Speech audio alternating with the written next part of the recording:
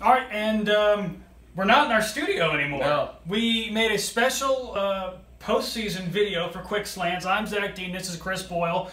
Week number 1 of the postseason, I guess, if you want to flip it around. 5 teams in the Volusia-Flagler area playing Friday night in the postseason. One of those teams, the one that always plays in the postseason, Mainland High School, playing right here behind us at Daytona Stadium, and it's one of those dreaded Miami teams. Miami Northwestern coming up here.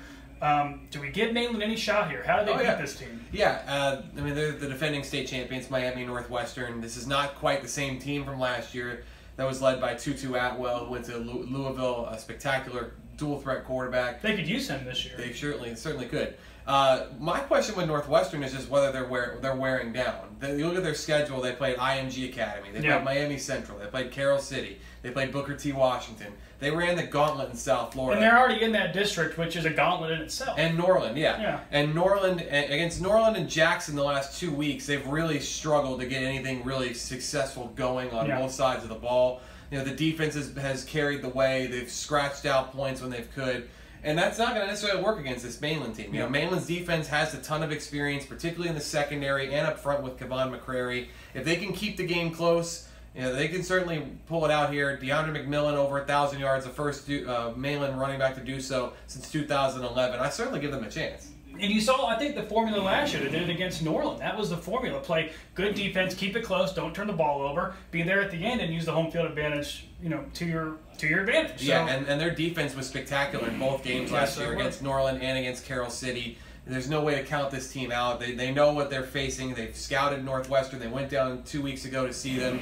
They thought they might get O'Galley. They lost at home to Melbourne last week. That would have been nice. It would have been an easier matchup for sure. But Northwestern is certainly not a team that you just look at on paper and think Mainland has absolutely no chance against. It will be a close game, I think, for a while. We're under attack here in the press box. Mother Nature's coming. ESPN's already here. Beef side, it's going to start pouring here soon. That's wonderful. I think the game of the week's DeLand and Mandarin. That's a rematch from week 3 this year. Mandarin with that Alabama quarterback beat DeLand on a last-minute drive. DeLand looking for revenge and trying to lick their wounds a little bit from, literally physically pick themselves up because they've been banged up. You saw that game, so I'm curious. Your impressions of Beck is really good. Had a really strong game that led them in the last minute to come from behind. Steve Allen said his best quarterback he's ever faced, and he said that without me even asking. Like one of the first things he said to me after the game. I didn't expect it. I don't know if anybody expected it. Maybe we were just naive because he didn't play the week before, but he was really good. And the way he stands in the pocket, the way he just looks like a college quarterback, and that's what they're going to have to do. They're going to have to figure out a way to contain him because their offense, playing with a backup quarterback and Jaden Urschel, who knows what we're going to get out of them. So it's going to be interesting. I don't know if it's just a hunch. I remember at the beginning of the season, DeLand played Mainland at home.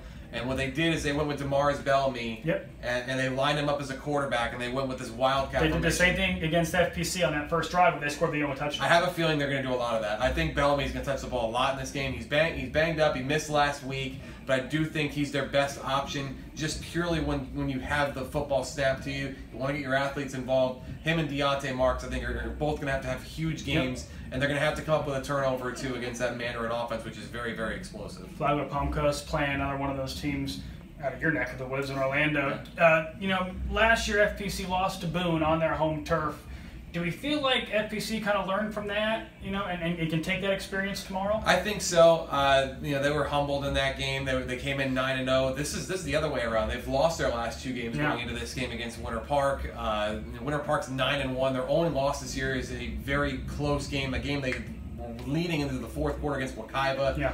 This is a very tough team. It's only gotten better as the years went on because they had a few players from Timber Creeks and transfers that were ruled eligible, most notably running back Peter Hayes Patrick, the younger brother of Jacques Patrick from Florida State. Just a very, very solid team from the inside of the defensive line to the skill position. Just a really tough matchup.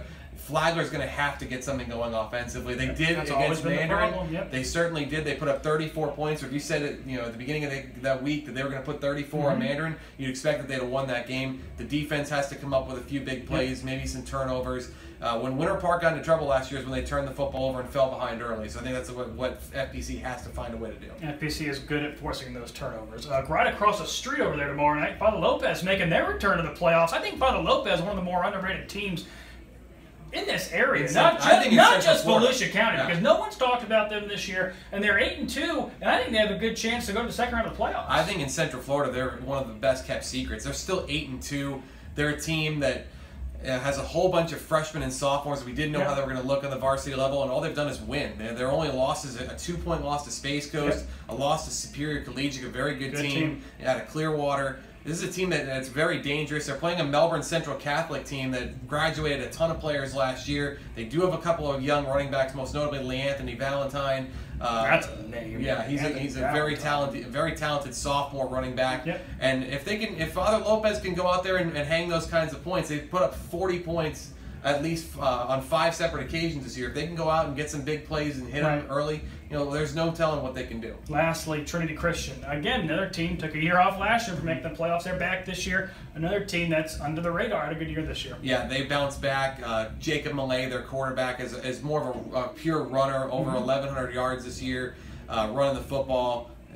Double-digit touchdowns in between rushing, 10, and then passing. He had 9 rushing and 10 passing touchdowns.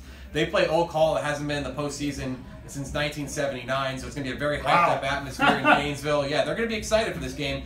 Their quarterback, Gonzalez, the son of the UF wide receivers coach Billy Gonzalez, they had a coaching change 4 games into the season, Oak Hall. So it'll be interesting to see how they look going into the playoffs. And Trinity, you never know. I mean, they ran the gauntlet 2 down the stretch. They played 3 of their last 4 games against 3A playoff teams. I think they're going to be sharp and they're going to be battle tested for this game. You are going to follow Flagler Palm Coast. I'll be in Winter Park tomorrow night. I'm going to stay right here. I'm going to cover the Bethune-Cookman game tonight. Did you bring a sleeping bag? I'm going to sleep sleep here tonight, and I'm going to cover the Mainland Miami Northwestern game tomorrow. I was at Mainland's win against New Orleans last year, so maybe a little bit of a good luck charm. I just want to make sure to see a Godwin Kelly play card right down there because I think that's the secret weapon for Maine. Who's your pick tonight? Bethune-Cookman and North Carolina Central. Bethune-Cookman. I just don't want it to rain. That's my pick. Don't rain and don't lightning. The media, ESPN's here, and it's already going to be a long game. So Bethune-Cookman, obviously, going to keep their maniac home alive. I'm Zach Dean. This is Chris Boyle. Hopefully this isn't the last time we talk to you until the spring. We'll see you Friday night.